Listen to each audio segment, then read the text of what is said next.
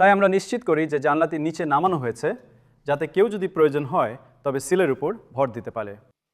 এছাড়াও সিটটি যতটা সম্ভব পিছনে সেট করা এবং সিটের পিছনটি টিল্ট করা গুরুত্বপূর্ণ, যাতে ঢোকার জন্য পর্যাপ্ত জায়গা থাকে। ঠিক আছে, এখন খোল। যদি আপনি গাড়ির দিকে আসেন, শুধু খোলা দরজার দিকে হাঁটুন। আরও একটু সামনে।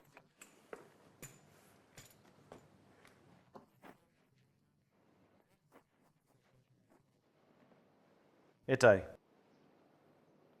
এবং একটু সরান এবং আপনার পা ঢুকিয়ে দিন। দারুণ।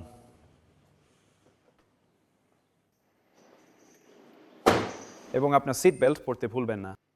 হুইলচেয়ার থেকে গাড়ির সিটে স্থানান্তর করতে এটি গুরুত্বপূর্ণ যে সিটটি সঠিকভাবে অবস্থান করা হয়েছে, যেমনটি পূর্ববর্তী প্রদর্শনীতে দেখানো হয়েছে। জানালাটি নিচে নামানো হয়েছে এবং সিটটি যতটা সম্ভব পিছনে রাখা হয়েছে।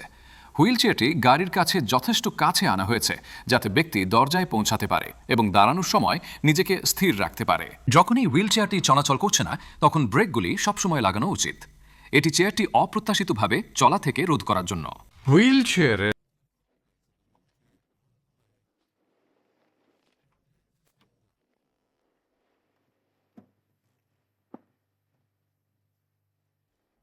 কয়েকটি ছোট পদক্ষেপে ব্যক্তি গাড়ির সিটে বসার পয়েন্টে পৌঁছাবে। নিশ্চিত হয়ে নিন যে তাদের মাথা দরজার ফ্রেমে না লাগে। পা গাড়ির ফুটওয়েলে রাখা হয় যখন নিচের অংশটি ঘুরে যায়। সিটে একটি প্লাস্টিকের শপিং ব্যাগ রাখা এই স্লাইডের জন্য ঘর্ষণ কমাতে সাহায্য করতে পারে।